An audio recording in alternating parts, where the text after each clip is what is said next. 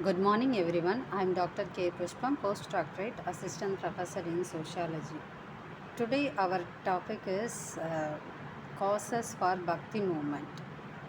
So, causes for the birth of Bhakti movement.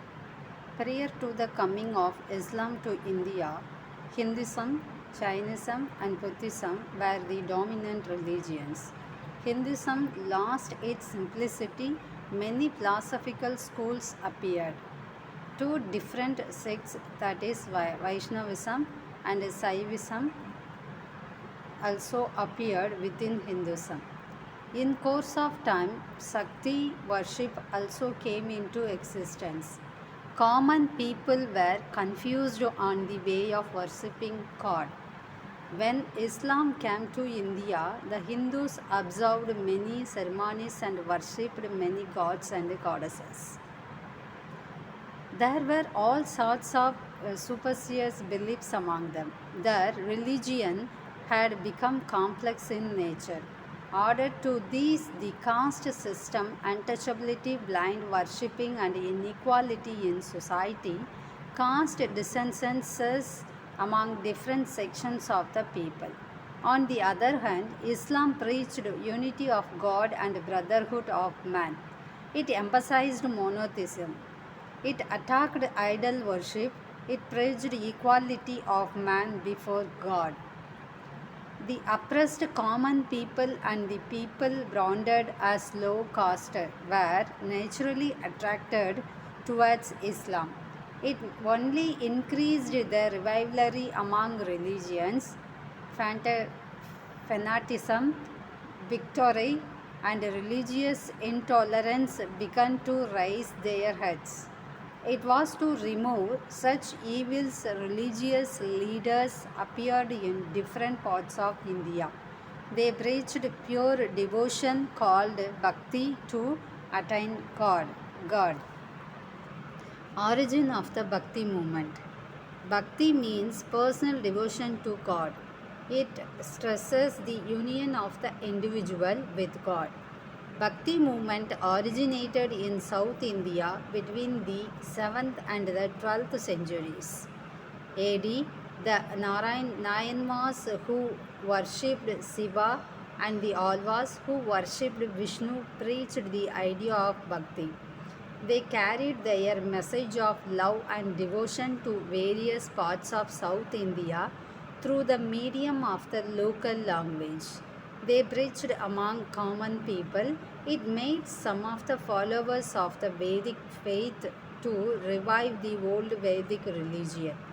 Saints like Sangara, Ramanuja, and Madhva gave their concepts of God and the individual soul. Bhakti movement in the North. The Bhakti movement in North India gained momentum due to the Muslim conquest. The saints of the Bhakti movement were men and women of Kampal origin. They came from all castes and classes. They had visited from place to place, signing devotional songs. They had also preached the unity of God and brotherhood of man. They had trusted tolerance among various religious groups. Their preaching was simple. The Hindu tradition has generally been divided into a number of important historical and religious periods through its long development. The formative time frame from 2500 to 400 BCE is highlighted by what are known as the sacred text, the Vedas, and a nomadic people known as the Indo-Aryans. This period is classified as the Vedic period. Central to the Vedas was the visionary figure of the Rishi or seer, one who was able to communicate with and about the various gods of the Vedic pantheon through a complex system of rituals that could only be conducted by an increasingly powerful priesthood. Liberation or moksha was to be found through the precise performance of ritual. The epic and classical periods from 400 BCE to 600 BCE are so named because of their focus on important texts, namely the Mahabharata and the Ramayana. These epics are concerned with heroes and heroic battles, kings, queens, and ideal roles of individuals.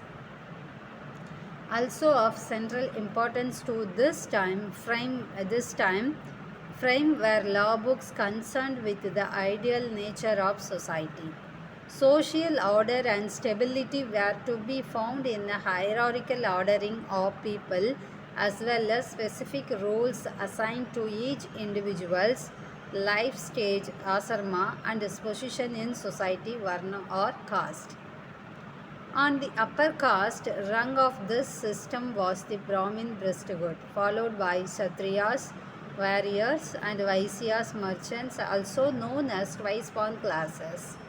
Only these groups were enabled to take part in an initiation ceremony known as the Sacred Thread, study the Vedas, and take part in Vedic rituals. Beneath these three groups were the Sutras, those who were servants to the upper three Varnas. Underneath this rung came another subsection, the untouchables, those whose occupations were so polluting that they did not even qualify to fit within an ordered society. The way to liberation from rebirth or moksha was in a true understanding of dharma, recognition and maintenance of the good of the social order as exemplified and regulated by the epics and law books. Nature and characteristics of Bhakti movement. Nature Bhakti movement, generally speaking, the religious movement of this period lies between 1300 from the 300 to 1550 AD. It was non-ritualistic and mainly based on bhakti. It emphasized a religion or faith which was essentially Hindu but reflected the vigorous monotheism of Islam. All bhakti cults are essentially monotheistic. It is immaterial whether he is called Shiva, Krishna, or Devi. They all symbolize the one and the eternal. It is the religion, philosophy, and social thinking that were created during this revival, which enable Hinduism to reassert itself in the following period. In the religious life of India, the glory of period is most resplendent. Ramanathanan, Ramanand, Kabir, Meera, and Vallabhacharya in the north, Chaitanya in Bengal, Madhava Vedanta Desika, and numerous others in the south give to the religious life of the period a vitality the Hinduism never seems to have enjoyed before. Characteristics of Bhakti movement. One chief characteristics of the Bhakti movement can be mentioned as belief in one God. Devotee could worship God by love and devotion. The second characteristics of Bhakti movement was that there was no need to worship idols or to perform elaborate rituals for seeking His grace. The third feature on which the Bhakti saints laid stress was the equality of all castes. There was no distinction of high or low as far as devotion to God was concerned. Fourth feature was the emphasis which these saints laid on the Hindu-Muslim unity. According to these saints, all men, irrespective of their religion, are equal in the eyes of the God. The saints preached in the language of the common people. They did not use Sanskrit, which was the language of the cultured few.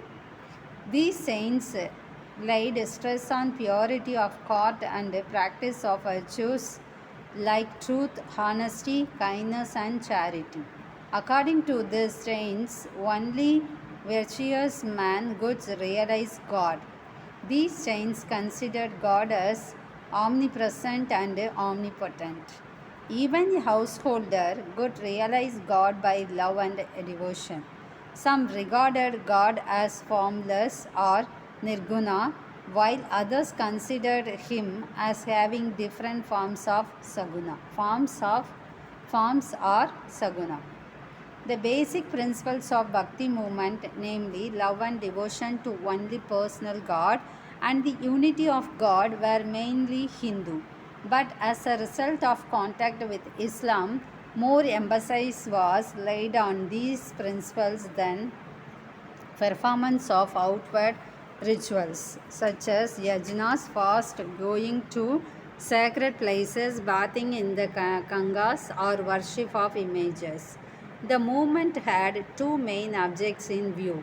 One was to reform Hindu religion to enable it withstand the onslaught of Islamic propaganda, and the second was to bring about a compromise between Hinduism and Islam.